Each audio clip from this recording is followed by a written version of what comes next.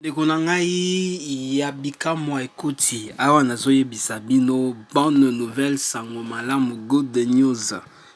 Bandeko na ngai penza biloko oyo tolukaka biloko oyo tozala nango na posa biloko oyo penza oyo tolingaka biso ba congolais ekoti na miziki. Est-ce que boza au courant bandeko na ngai na nouvelle oyo Fally Ipupa ocho annoncé? En tout cas, bandeko na nga naza na esengo penza makasi ya koannonce bino. Biloko oyo biso tolingaka yango ekoti. Biloko tobando zela depuis kala.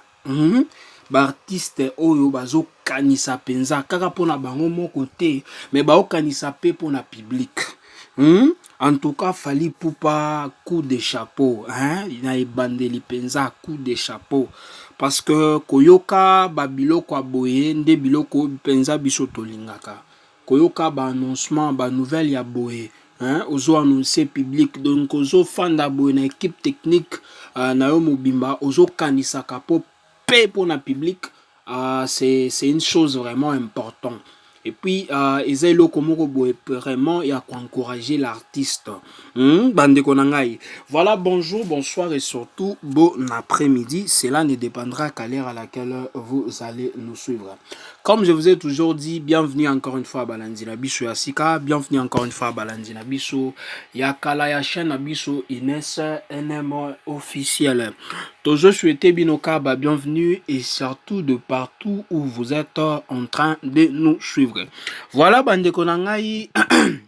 De la même façon, Nalingaki épée n'a rappelé Balandi Nabiso Yasika. Si c'est toute ta première fois, tout comme Mbalanayo Yaliboso, Yakolanda chaîne Nabiso Inès NM officiel, je vous prierai toujours de vous abonner. Abonnez-vous massivement et surtout Bobo Sanakapete, cliquez dans la notification. Comme je vous ai toujours dit, Malamu yangonga notification ezalaka à chaque fois que Inès NM officiel ko bando publier ba vidéo ya sika bozala notifier na système moko ya kitoko. Alors je m'excuse. Abonnez-vous, likez, partagez, commentez. Cela nous fera énormément plaisir dans le système moko et propre. Alors, sans plus tarder, toko tapenza na mozindo na biso, toko tapenza na likambo et memi encore une fois biso et pas na bino.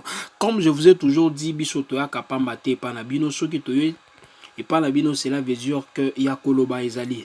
Voilà bandeko na ngai tolali tolamuki kaka boye Fally ake aye ko annoncer biso de ne plus jamais faire des concerts payants à la maison. Ceux qui n'ont lobby à la maison donc chez biso. Chez biso na Congo na biso, si c'est pour le peuple, bientôt désormais c'est gratuit. Alors koyoka ba nouvelle ya boye eza ba nouvelle moko boye ezo pesa biso esengo. L'artiste Asia Aboulé na ye non toyembi to sali déjà ba choc sebele to sali ba concert ebele to prester makasi ya malonga penza o balobaka. Donc il est temps penza ya ko sepelisa pe mboka ya ko sepelisa pe bana mai. Bandeko na ngai. Alors Fally nous annonce de ne plus jamais faire des conseils payants au pays, au Congo, la République démocratique du Congo. Il a dit de ne plus jamais kobanda kosala ba concert où il faut batu ba futa mbongo pour que ba kota. Alors moko ko fanda boye koyoka ba raisonnement ya boye. Ba mususu ba koki loba ba koki lokola piso ba congolais nord penza toyebaka eloko tolukaka te toko linga to critiquer non déjà ba cancer wa beti ba Stade de France kotelie mbongo linya bien mona ndenge lokola ya komi na mbongo déjà akomi ko annuler biloko ko futa. Alors eza ba favoriser biso kasi parce que kaka biso ba public noto lingaka ceux qui showcase concert ezali to qui ont participé. Alors l'artiste a planifié non il est temps maintenant à sepelisa public. Ceux qui concert ezali showcase ces angli prestation moko boye au pays où vraiment il faut qu'on livre et pas à public, donc ça sera plus question à Kendeko Futa, donc ça sera gratos. Hein? C'est un peu ça. Hein? Bande konangai eze loko pensa ya bien ya malonga pensa hein? Oyo fali pour pakanisi ye na groupe na ye na équipe technique na ye bande konangai. Déjà fali annonça ki biso ke azoyo beta concert na stade des Martyrs. Après concert na ya Otiopeta na stade de France alobaki ke akokende na Belgique aza na ba concert moko afa beta kuna pe et après kuna akozonga na Congo. Alors azige na e bon akboule penza ba sololi na équipe technique non, c'est pas bon, c'est pas encore temps. Il y a qu'au livrer concert na stade de France au double concert par le bas qui faut beta double stade de français double stade des Martyrs plutôt, je m'excuse na stade des Martyrs. Alors Fally Ipupa kanisi na ye aboule non, il est bien aimé ya ko beta le double ya oyo asali na stade de France, raison pour laquelle alobi ke premièrement aza désolé pour l'annonce wana, il doit prendre du temps. Et pendant que je me tourne déjà la question, comment est-ce que à cause de Tambo et wana mboka na ye donc akoti osalango vite fait. Biso toza wana pona kokende ko participer no aboule na ye alobi wana eza mboka na biso. Donc ceux qui tosali ailleurs ya malonga penza ceux qui lobi ya malonga prenons par exemple le stade de France où tosali mabande konangai. À un moment donné, il faut apprécier l'effort et baninga. Moi, je vous ai toujours dit. Ce qui total il stali pour pas bêtis stade de France wana. Totali décoration à stade de France. Totali podium à stade de France. Pendant bah peut-être bako lingabati à tembe. Baké tapez sur YouTube, tapez sur Google. Bon mona ba stade de France ya ba mususu. Oh ba sali na stade de France ba concert na bango. Bon, on a podium na décoration basalaki. Et puis bon, on a décoration à Fally Nengezalaki. Vraiment, il a fallu, c'était impeccable. Et ceux qui n'ont lobby, c'était impeccable. Cela ne veut pas dire qu'il y a pas moussou ezalaki m'a bêté. Na aussi à point d'avis nangai, point de vue nangai, je m'excuse. Concernant biloko onga misu nangai et monaki. Pona bao bakoki ko nié kolobandie wan lukuta bo taper sur YouTube. Bino bonko boyebi bao basi ba beti concert na stade de France. Bo taper bo tala ba décoration ba be batiaki, bo tala ba podium batiaki na o Fally a satsala ki yaye. Vraiment pour Fally c'est impeccable, hein?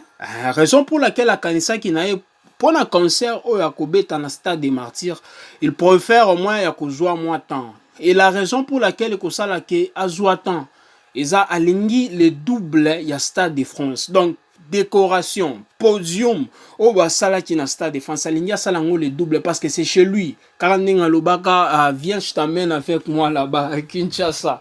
Donc qui la belle gana ninga yo moko alinga lobaka, eza pays na ye. Donc ceux qui n'a pas pays mususu hein, à ça qui a bien, pourquoi pas que ça la double na mboka na ye. Raison pour laquelle a bloqué moi annonce wana lobby non et telema wana et stopper moi wana to planifier moi malembe parce que biloko wana boloko la ba podium ba décoration wana normalement sur total na mboka na biso zate, donc il faut quitter ailleurs et longo peut-être bimaka na ba France wapi bien moko yebi ndenge esika we utaki. Donc et que soit moi temps pour que ekomana kina biso, raison pour laquelle alingi ba travailler et puis à quoi annoncer biso. Donc ceux qui double à podium wana bande konanga koyinda na stade des Martyrs déjà, ceux qui a lobby que ceux qui concert les a livré pour le peuple, donc cela veut dire déjà ils gratuit, donc cela veut dire déjà que stade il y a de Martyrs na biso wana au Fally a beta double et que ça la gratos dans la maille. Fally vraiment c'est un artiste a mérité qu'on ça ait encouragement parce que comme on a état d'esprit naie de la façon oyo azo kanisa penza eza moins élevé hein, je n'ai l'obité que l'équipe baninga mais il faut to lo babilo koto mona na koyoka ce qui moninga zo le kalobi boena boenenya ko sala et du coup asali yango. Donc pourquoi ne pas ko hein, koloba ko pesa moi avis na eloko wana. Raison pour laquelle Nalingina Lobake Fally Ipupa Aza artiste moko boye, il mérite d'être encouragé. Il a coupé ça vraiment ba force. Parce que Alingi moi décoré moi stade na biso de martyr wana sale loko moko boye.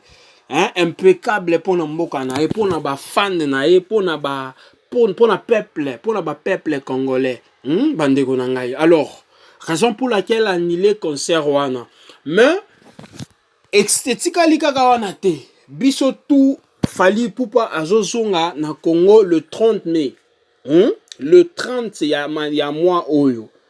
Donc azozonga na Congo. Et puis kozonga na Congo parce que si annoncé déjà biso ke ceux qui azongi azoyo beta stade des martyrs.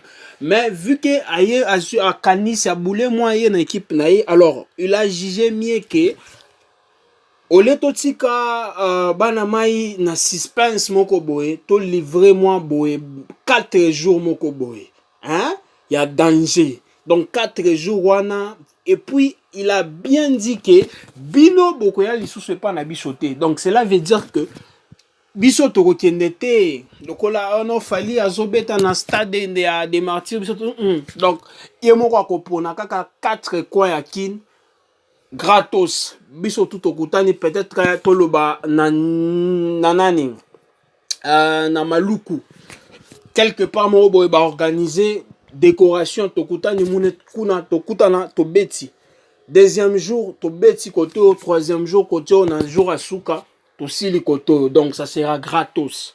Donc cela veut dire ce qui a lobby que à kozonga na Congo le 30 mai, cela veut dire que 4 jours on est kozala le 31 le 1er le 2 le 3 juin. Voilà. Dès kozala ba 4 concerts le kozala concert pensa ya makasité oyo ako livrer gratos ako nogire na maloba oyo moko alobi ke ça sera gratos. Donc 4 jours on ako livrer yango ako yemoko ako pona kaka 4 coins ya kin biso tout okutani wana bao lola ba biso to mankaki tozalaki te na Stade de France biso pe to enjoy ya biso. Donc c'est là c'est un peu ça. Et puis esili wana te de l'autre côté bazo préparer Stade des martyrs na système ya le double oyo salamaki na Stade de France. Donc premier jour oyo salamaki na Stade de France c'est la double. Jour à souka deuxième jour pe kozala double à deuxième jour à Stade de France pe kozala double na Stade des martyrs. Bandeko na ngai bozo boule moi eloko wana. Donc biso nyonso totondi Stade des martyrs wana. Bino mo boyebi gaillard à stade na biso ndenge ezalaka. Bino mo boyebi gaillard wana et puis so ba tie moi décoration moko danger. Donc cela veut dire que ekoyinda soyez prêts bana mai. Congolais nyonso biloko wana o boye na boye ngai biso tout tokozala wana mais avant azo livrer biso moi avant ngou ya 4 jours wana. Gratos. Oh kofuta te pe na Stade des martyrs wana ce qui est vrai bon toza pesant na confirmation te mais parce que il est moko lobby yango donc ceux qui a lobby yango cela veut dire que c'est vrai. Donc cela veut dire que pe Stade des martyrs wana ok ozala nango gratuit malgré ba déco wana nyonso akosala ko coûter cher mais vu que aya moko balobaka la promesse est une dette donc il faut afuta yango kofuta ye akofuta biso et ça ko réaliser promesse na ye c'est un peu ça. Alors bandeko na ngai je sais pas de la façon bino bokozwa message oyo nga personnellement je suis touché koyoka makanisi koyoka de la façon dont Fally Ipupa aso boulé pour la musique ya mboka na biso aso matisango na niveau moko boy. Déjà ils en a ba mususu ba koloba non biloko akomo loba ndenge aso kanisa akokitisa ba mas baninga na ye parce que ils en a ba mususu oyo déjà ba betaka et puis basi batie ba date na bango mettons par exemple Gez Mawete akobeta 2027 Stade des martyrs ce qui est abeti gratos Stade des martyrs nani akokinde ko ya kofuta ya Gez Mawete bandeko na ngai chacun fait sa musique. Chacun a kanisaka na ndenge na ye. Donc, ce qui est aboulé dans le bongo, si toi tu aimes la bonne musique de Gez Mawete, bâtir billet, pourquoi pas au foot à te? Parce qu'il fallait assis à Ophélie, donc il y a déjà, il faut bango tout bâtir à Ophélie. Oh, ils ont ma canisinae, peut-être à Gigé bon, non. C'est tout maintenant. Enfin, des sous quand on a la ligne, les sous dans Mboka Nanga et qu'on fout et ça concerte.